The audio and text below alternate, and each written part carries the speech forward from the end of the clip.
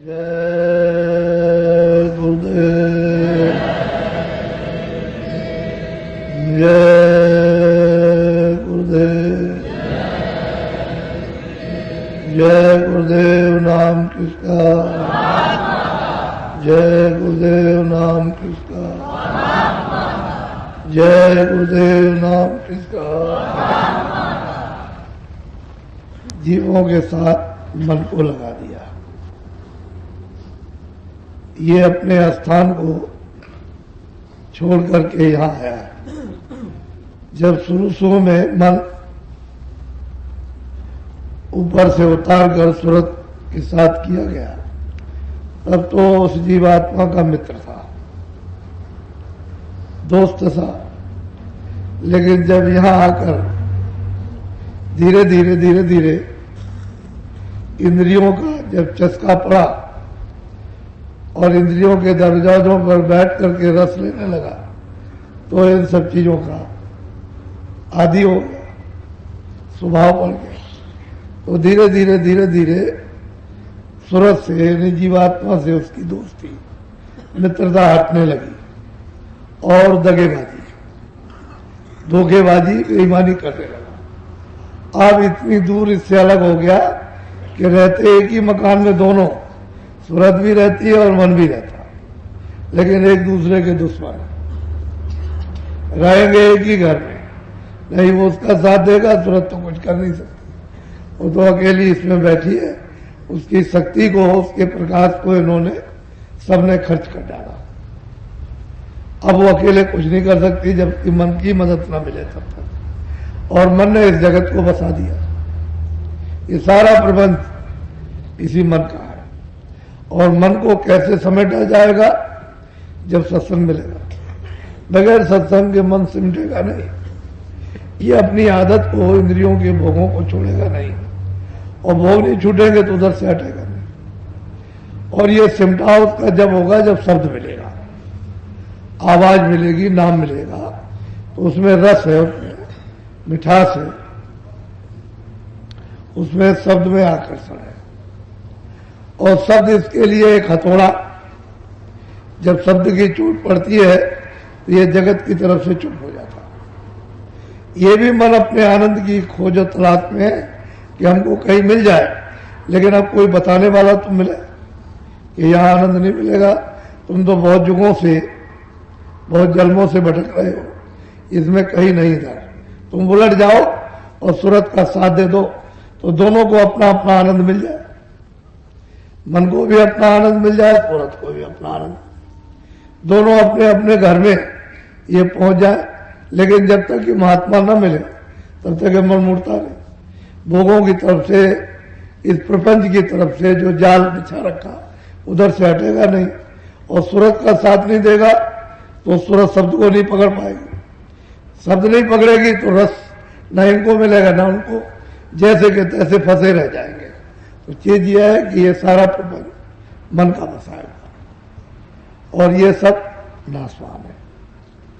हर चीज जो भी कुछ यहाँ बनेगी वो बिगड़ेगी। मनुष्य देखते हो कि पैदा होता है, बिगड़ जाता है। मनुष्य जो वस्तु बनाता है देखते हो कि वो बिगड़ जाती है। तो ये सारा संसार नश्वर है, नाशवान है, परिवर्तनशील है। इसी को देख देख करके समझ लेना चाहिए कि भाई इसी तरह से हम भी चले जाएंगे। तो हमारा सच्चा जो सुख है, सच्चा आनंद है, सच्ची शांति और सच्ची शक्ति वो कहाँ है, किस तरफ है वो? कभी ना कभी तो उसको उसी की तलाश कर रहा था, खोज कर रहा था। तो बिना महात्माओं के, अनुभवी पुरुषों की ये चीज मिलेगी नहीं। तो ये कोई गीता और रामायण में, कोई वेदों और पुराणों में तो है नहीं, क्योंकि वो तो जो उन्होंने साधना की थी वो उन्होंने वाक्य लिखे उसमें। तो साधना तो नहीं है उसमें, वाक्य उनको आप पढ़ते रहिए, लेकिन चीज तो वो यहाँ है नहीं। उसकी जब साधना करोगे तभी वो चीज मिलेगी। तो अंतर्मुख, पहले जो योग की साधना होती थी अब कल युग में हो नहीं सकती। अब तो जो सूरत शब्द योग है, सुलभ और सहज, उसकी तो साधना हो सकती है। तो वो तो कहीं बिरले महापुरुषों से मिलेगा, वो आम जगह तो मिलने वाली नहीं कि चलो ठीक पढ़ करके हम सुना दें तो योग हो जाएगा। वो तो सहज योग है, जो कलयुग में महात्माओं ने सहयोग जो जारी किया है, जिसमें कि कोई तकलीफ परेशानी, कोई घर बार का यानी त्याग, कामकाज का, कपड़ों का, खाने का ना हो और सहज में ही मन का सिमटाव हो जाए, चित्त और बुद्धि में विवेक हो जाए, सूरत का साथ दे, तो कलयुग में सहज योग है, सुलभ योग, आसान योग। अब वो कहीं कहीं महात्माओं से मिलेगा जो अनुभवी पुरुष है उनसे। अब ये लिखने पढ़ने की चीज नहीं, किताबें तो बहुत लिखी है, उन किताबों का कोई ज्ञान तो है नहीं, बोध तो है नहीं उनका। जब बोध नहीं है तो क्रिया नहीं, कर्म नहीं है।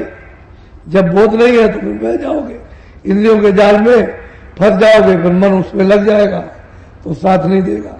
तो महात्माओं की जरूरत थी। इन दिनों में लोग अधिक अपनी इंद्रियों को इन संसार प्रपंचों में फंसा चुके, इस वजह से दुखी दुख, परेशानी परेशानी, चिंता ही चिंता, अशांति अशांति। तो थोड़ा बहुत जब उधर से मुड़े तब तो उनको थोड़ी बहुत कुछ शांति का कुछ एहसास, ठंडक मालूम हो, लेकिन उधर से मुड़ते ही नहीं, उसी में ज्यादा लीन होते चले जाते। तो ऐसे ही जाते जाते वही समाप्त हो जाते, तो खेल खत्म हो जाएगा। मनुष्य मंदिर तो थोड़े दिन के लिए मिला है, तो इसे तो खत्म होना ही है, समाप्त होना ही है। ये लीला है, पंचभौतिक शरीर की है तो समय से समाप्त हो जाएगी और तुम देखते रह जाओगे क्या है। लेकिन इसमें जो रहने वाला, उसका बोध नहीं है कि वो कौन है, तो वो जीवात्मा वो सूरत है। उसी की जानकारी करनी चाहिए कि मनुष्य रूपी मंदिर में वो चेतन क्या चीज है। जब आप इसकी खोज करोगे तो महात्माओं के निकट पहुंच जाओगे, वहां इसका सारा राज मिलेगा। बगैर इस राज के जाने पे कोई आदमी को समझ नहीं सकता। तो हम लोग इस संसार के इस मन प्रपंच में ऐसे इंद्रियों के जाल में फंस गए कि आदत बन गई, स्वभाव बन गया। तो ये संसारी क्षणिक भोग छूटते नहीं, और थोड़ा बहुत इनसे जब ढीले हो तो अंदर में कुछ, अब ये तो दरवाजा बंद है। जब जीवात्मा का मनुष्य रूपी मंदिर में दरवाजा बंद हो गया और महात्मा कहते हैं इस दरवाजे को खटखटाओ और दरवाजा खोलो, तो उनकी मदद से अगर दरवाजा खोले तो सामने कोहरा लगा हुआ। कोहरा कहते हैं जैसे जाड़े में कोहरा आता, कुछ नहीं दिखाई देता, तो कर्मों का कोहरा लगा हुआ है और उन्हीं कर्मों से अपनी आंख बंद है। तो जो जीवात्मा की दिव्य आंखें बंद हो गई। अब जब तक वो सामने उसे कर्मों के कोहरे की सफाई ना हो तब तक आंख खुले कैसे, दिखाई कैसे दे? वो तो बिल्कुल बंद है, धुंधुकार है, अंधेरा है, कुछ नहीं दिखाई देता। तो महात्मा उसकी युक्ति जानते हैं कि ये कोहरा किस तरह से साफ होगा।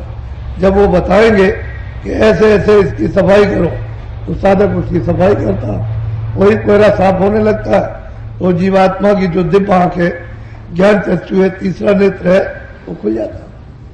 अब दो आंखें बाहर, अंदर में एक आंख। अब बाहर की आंख बंद हो जाए तो बाहर से बंद, कुछ नहीं दिखाई देगा।